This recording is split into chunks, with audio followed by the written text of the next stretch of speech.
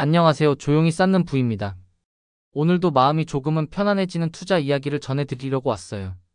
혹시 지금 언제쯤 나도 1억은 만들어 볼 수 있을까 이런 생각 한 번쯤 떠올려 보신 적 있으시죠? 많은 분들이 이 지점에서 막막함을 먼저 느끼는데 사실 1억까지의 과정은 복잡하지 않아요. 오히려 단순하고 반복되고 조금 성실하면 누구나 갈 수 있는 길에 가깝다는 걸 오늘 이야기로 느끼실 수 있을 거예요. 그리고 이 영상 끝까지 보시면 지금 바로 실천할 수 있는 방향을 자연스럽게 잡으실 수 있을 겁니다. 시작하기 전에 이런 이야기 매일 편하게 받아보고 싶으시면 조용히 구독 한번 눌러주세요. 영상 만들면서 조금 더 힘이 납니다. 이제 시작할게요. 가끔 그런 질문을 받아요. 1억을 만드는데 가장 중요한 건 투자 수익률인가요? 딱 잘라 말하면 1억 전까지는 수익률이 아니라 저축률과 습관이 거의 전부예요.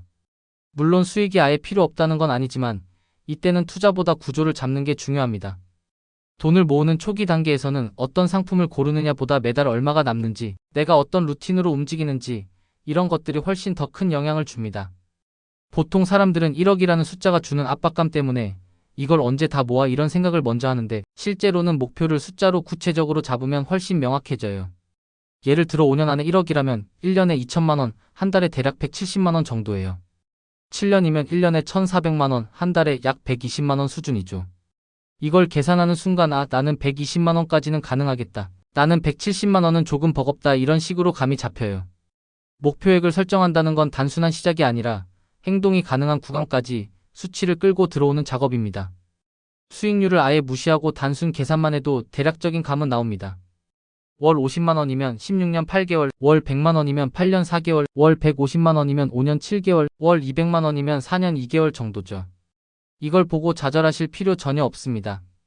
이건 수익률 0% 기준이니까 실제로는 더 빠르게 갈 수 있어요. 중요한 건 내가 지금 당장 얼마까지는 꾸준히 가능하겠다라는 그 첫 감입니다.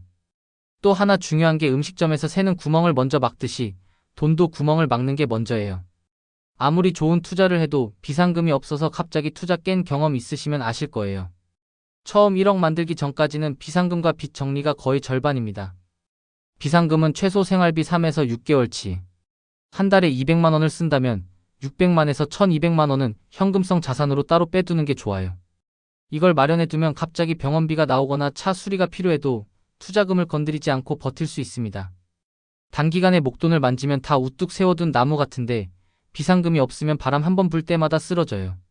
그리고 금리가 높은 빚이 있으면 투자를 먼저 할 이유가 거의 없습니다. 연 12%짜리 대출을 갚는 건 확정 수익 12%라고 보시면 돼요. 운 좋으면 연 10% 투자 수익 낼 수도 있지만 그건 운이 따라야 하고 불확실하죠. 그래서 1억을 향해 가는 동안은 할부, 카드론, 마이너스 통장 남용 이런 것들 최대한 멀리 하시는 게 좋습니다. 이건 절약이 아니라 방어예요. 돈이 모이는 구조를 만드는 첫 단계입니다. 그 다음에는 지출 구조를 한번 들여다보는 게 도움이 돼요. 저축률이 20%인 사람과 50%인 사람은 1억까지 도달하는 속도가 거의 2배 이상 차이가 납니다. 같은 월급을 받더라도 지출을 어떻게 배열하느냐에 따라 미래가 달라지는 거죠. 모든 지출을 줄이자는 얘기는 절대 아니고 나에게 의미 없는 지출을 먼저 줄이자는 의미예요. 예를 들어 통신비 요금제, 여러 개의 구독 서비스, 배달비, 쇼핑 앱, 그리고 자동차 관련 과소비 같은 것들이죠. 이런 것들은 줄였을 때 불편함이 크지 않은 지출부터 건드리는 게 좋습니다.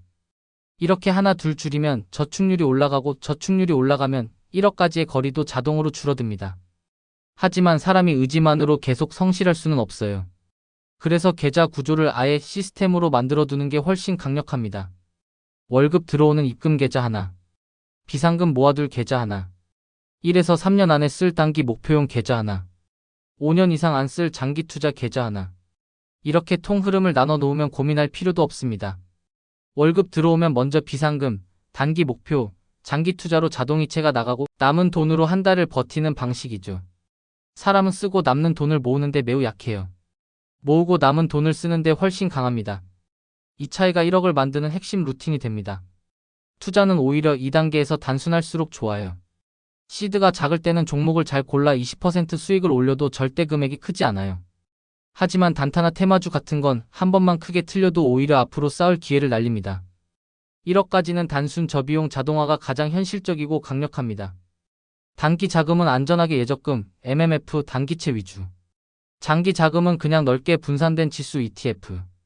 이걸 월 단위로 자동 적립해두면 됩니다. 투자의 절반은 멘탈인데 단순할수록 멘탈도 편해집니다. 그러면서 또 하나 중요한 게 바로 수입을 올리는 시도예요. 지출을 줄일 수 있는 폭은 한정돼 있지만 수입은 위가 열려 있습니다. 현재 직장에서 연봉 협상이나 성과급 가능성을 높이는 것, 자격증이나 업무 스킬 업그레이드, 혹은 사이드 잡, 프리랜서, 영상 편집, 디자인, 블로그, 쿠팡 파트너스 같은 소소한 부수입들도 다 도움이 돼요. 어떤 분들은 주말 알바를 몇 달만 추가해서 월 저축액을 50만에서 150만으로 올리기도 합니다. 이건 수익률 몇 프로 올리는 것보다 훨씬 더 빠른 효과를 줍니다. 그리고 1억까지의 마인드셋. 여기서 가장 중요한 포인트는 기간이 길어 보여도 절대 불가능한 목표가 아니라는 점이에요.